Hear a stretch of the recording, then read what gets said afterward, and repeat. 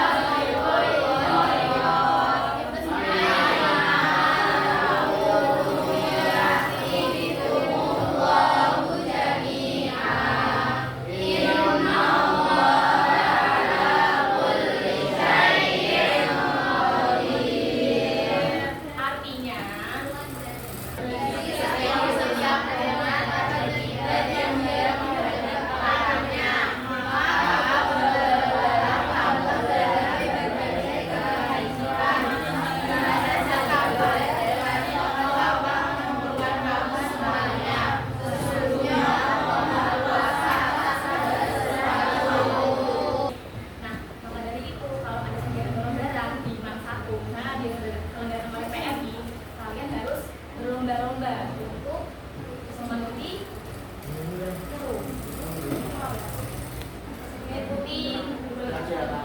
kegiatan donor darah tersebut. Jadi kalau misal kalian ada info donor darah silahkan diikuti ya, karena itu nanti sebuah pahala untuk kalian dibiayai.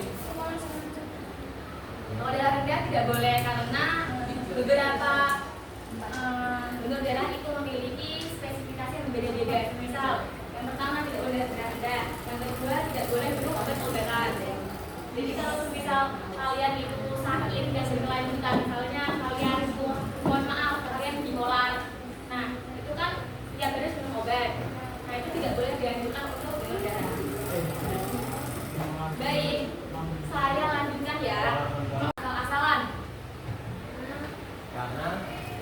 Kemudian apa yang terjadi ketika darah dari pendonor itu tidak sesuai dengan resipien atau penerimanya?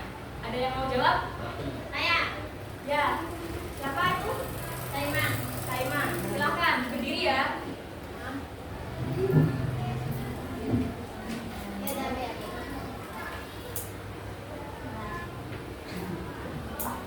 Transfusi darah tidak bisa dilakukan sembarangan karena setiap orang punya golongan darah yang berbeda. Kalau donor darah tidak sesuai dengan penerima, maka antibodi penerima akan menyerang sel donor darah. Iya, gitu.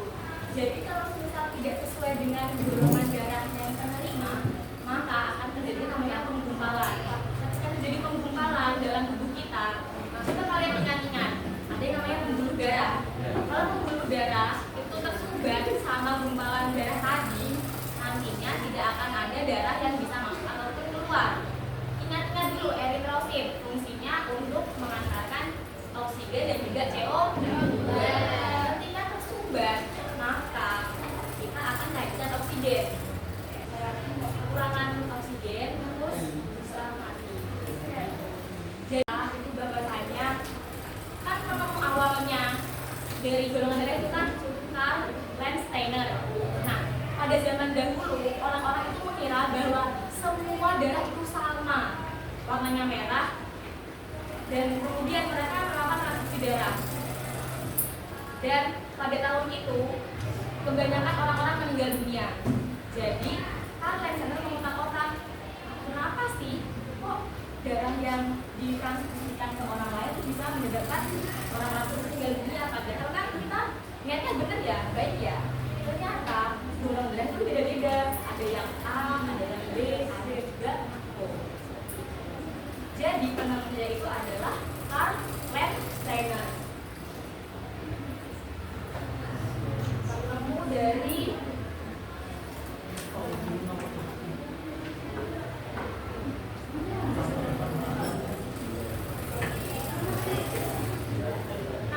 kalau kalian perhatikan eritrosit itu kan bentukannya seperti ini ya.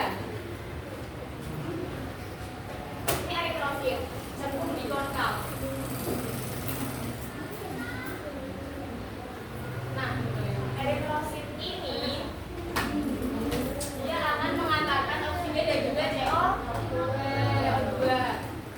Nah, ternyata di eritrosit ini ada yang namanya membran selnya. Membran selnya itu memiliki dua komponen utama. Yang pertama ada antigen, yang kedua ada antibodi. Antibodi itu merupakan protein imun yang dapat melawan antigen yang masuk. Seperti itu. Jadi kalau antibodi ini ibaratnya seperti kayak tentara, antigen ini seperti protein yang masuk ke asing gitu loh. Kalau misalnya antigennya A, maka bisa, kalau antibodinya A, maka A ini akan bergabung dengan ini dan menghasilkan gumpalan. Seperti itu. Dia memiliki dua penemuan. Yang pertama adalah golongan darah sistem ABO. Yang kedua ada yang namanya sistem Rhesus ABO. Kalau kalian ingat, misalnya golongan darah saya adalah B, Rhesusnya positif. Positif ini merupakan Rhesus. Rhesus itu ada positif ada negatif. Rhesus positif itu bisa menggolongkan darah kepada Rhesus negatif. Yang kira-kira terjadi jika diteteskan dengan antisera A, menggumpal. Kemudian jika darah seseorang mengandung antigen B, apa yang kira-kira terjadi jika diteteskan dengan antisera B? Berarti cocok. Kemudian bagaimana jika darah tidak menggumpal pada kedua antisera? Ketika ada dikasih A, dikasih B, dia nggak ada penggumpalan. Golongan darahnya apa?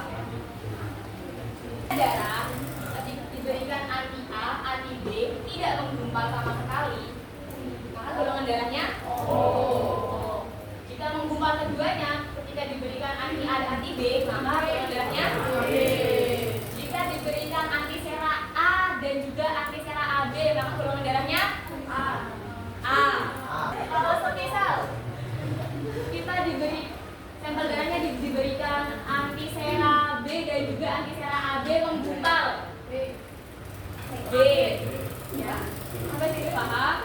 Silakan dikerjakan hipotesisnya kalian halaman 3. Jadi mengisi golongan darah. Ayo dikerjakan. Kemudian di mana? Oh, coba tidur, ayo bangun.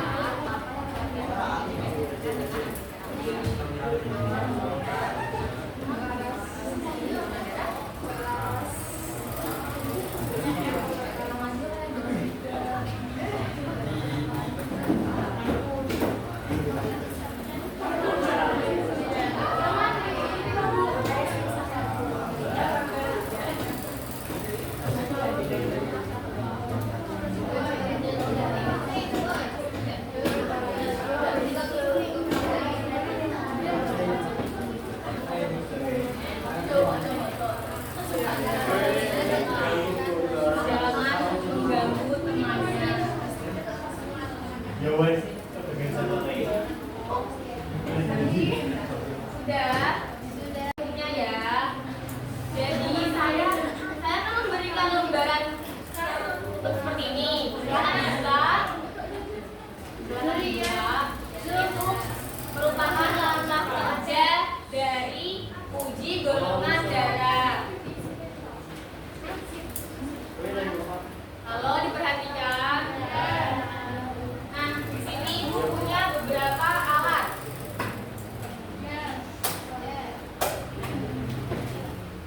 Yang wajib kita punya itu adalah antisera atau ini serum antibody. Antibody ini ada antibody B, AB dan juga A.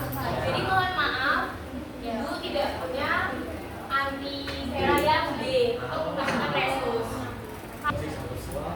Ya. Kemudian ibu punya namanya ini pen lancet. Jadi caranya dibuka ini, kemudian nanti ambil ini namanya blue lancet atau jarum tusuk. Ini dilepas satunya, ini masih steril. Kemudian ibu juga punya ini kartu tes uji golongan darah. Kemudian ada alkohol swab. Ayo saya silakan. Jadi yang pertama, bersihkan ujung jari tengah atau jari manis menggunakan alkohol swab. Nah ini ada alkohol swab. Halo, perhatikan ya. Diperhatikan.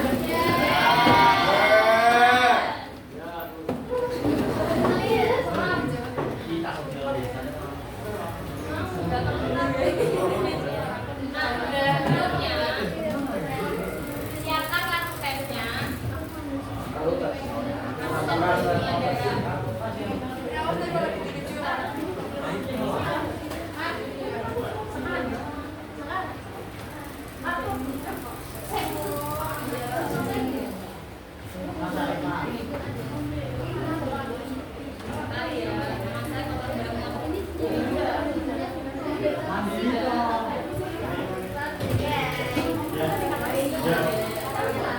Halo.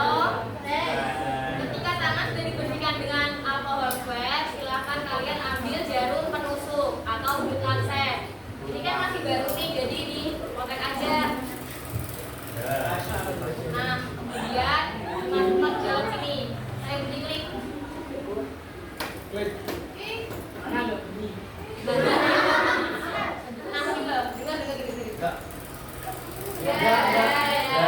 Nah, kemudian silakan ditutup.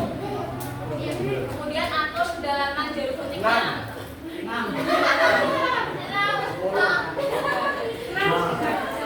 Karena ini masih remah, jadi kita ambil 3 aja. Kemudian kalau sudah silakan dingin.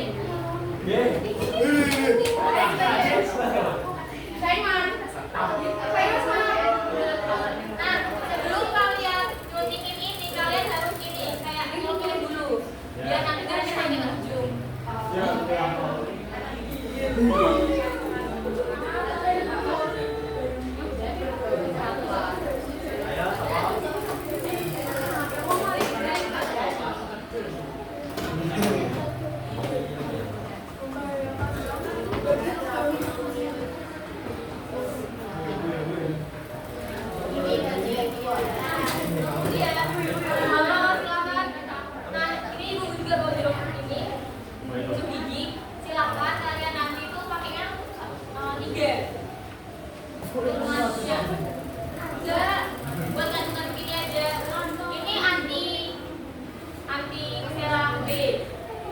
Berarti kalau antisera B kita harus katalogi antisera B juga.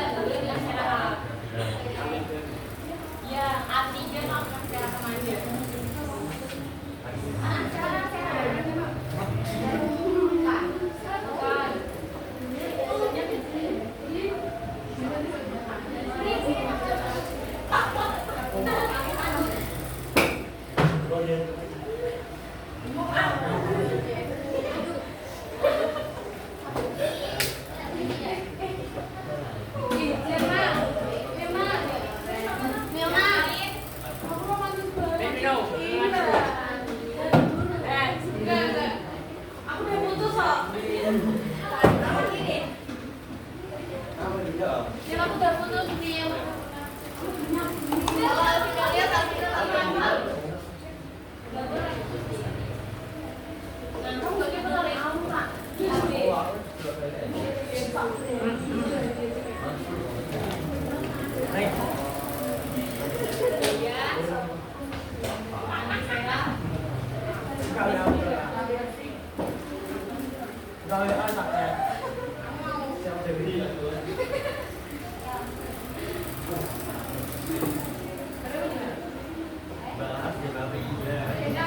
Nanti silakan dikeringkan 5 menit saja, kemudian diamati mana yang paling banyak menghasilkan gumpalan. Oke. Nanti silakan dianalisis apakah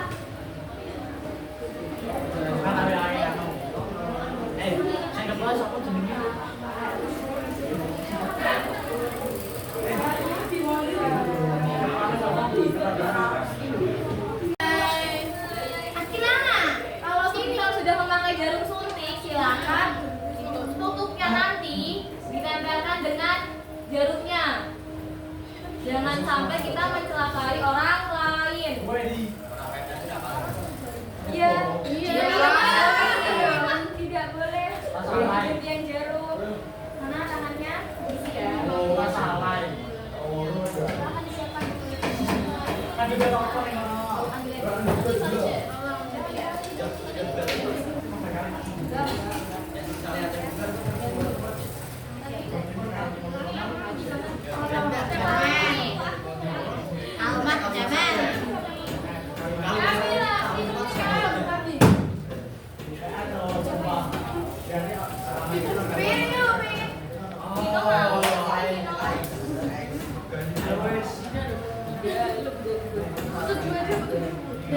Itu kamu aja yang makan.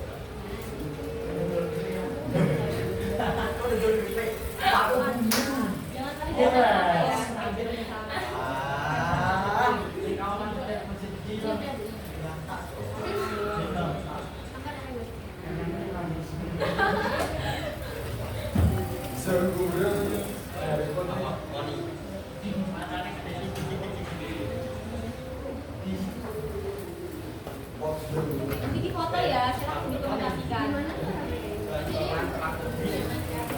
Ambil lagi. Nanti diambil.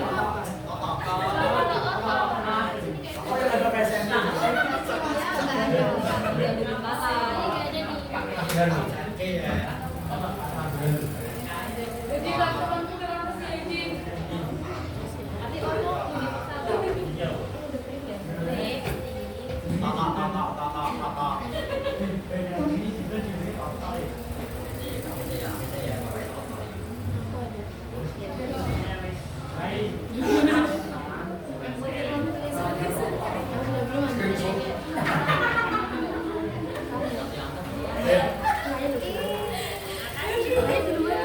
silakan yang lainnya. Ambil Pak. Tadi juga dulu. Ayo kambreng. Ayo cepat-cepat.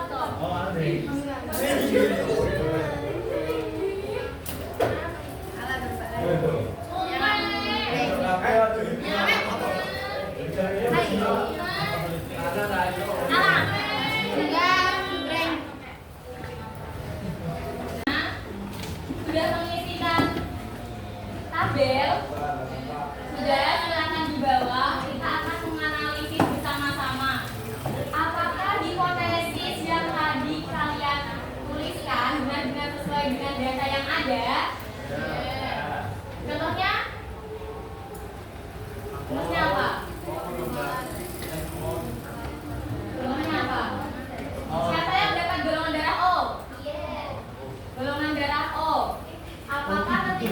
diberi antisera A menggumpal?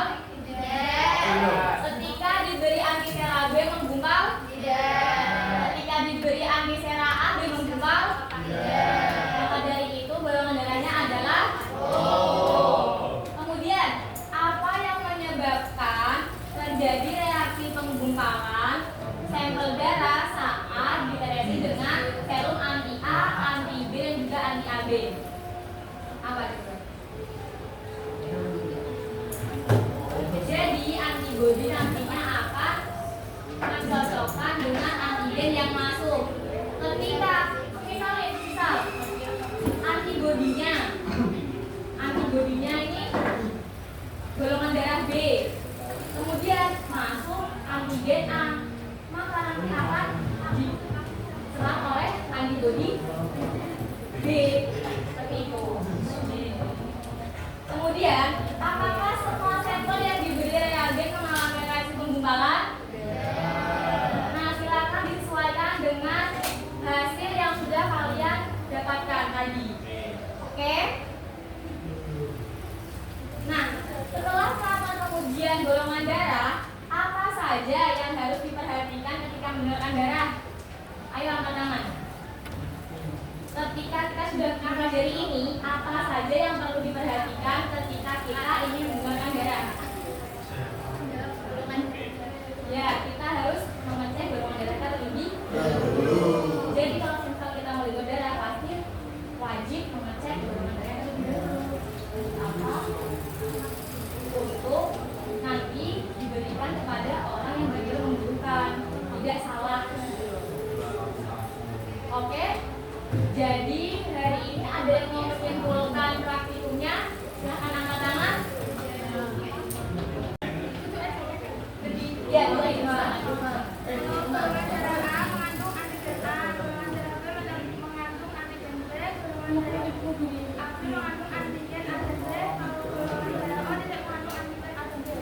Baik, benar sekali. Beri tepuk tangan untuk teman kalian. Baik, jadi paham ya. Ketika ada ketika kita tidak mengetahui sampel darahnya apa. Ketika diberikan anti A, dia tidak menggumpal. Diberikan anti B, dia menggumpal. Diberikan anti AB, dia menggumpal. Maka sampel darahnya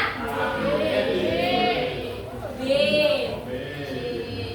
Bisa ya, saya tanya lagi ya, biar kalian. Ini hasil kecepatan. Yang benar, saya kasih poin plus. Ulang aja.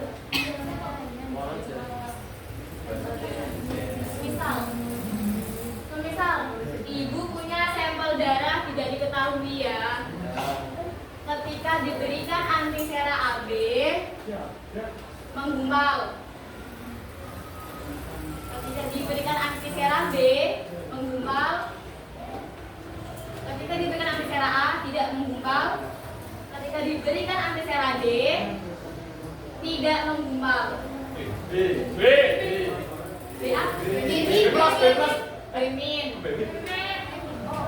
Karena dia tidak ada penggumpalan. Oke.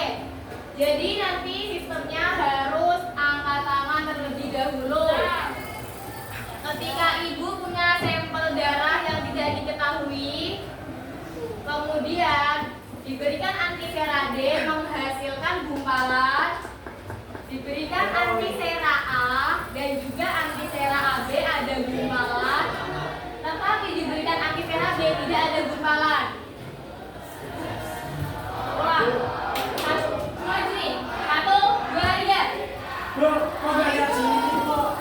Ya, kamu silakan. Aku tahu. Apes. Apes lobo. Apes. Lobo. Ayo sekarang lagi. Hitung. Ketika ibu punya golongan darah yang tidak diketahui, diberikan antisera B, kemudian diberikan antisera AB ada gumpalan. Tetapi ketika diberikan antisera D, terjadi penggumpalan. Yang ini Tadi ini udah, aku udah. B plus. Ya wes, sekarang lihat kalian ya, kelompok ini ya. Orang diberikan anti sera A, ada penggumpalan. Diberikan anti sera AB, ada penggumpalan. Diberikan anti sera B, tidak ada penggumpalan. Ketika diberikan anti sera D, tidak ada penggumpalan. Belakang. Aku. Ya. Amin. A. Amin. Benar nggak beli teman kalian? Nah, lanjut. Ketika ibu memberikan anti sera ke semuanya. Apa? Oh, apa? Omin. Selanjutnya, ketika ibu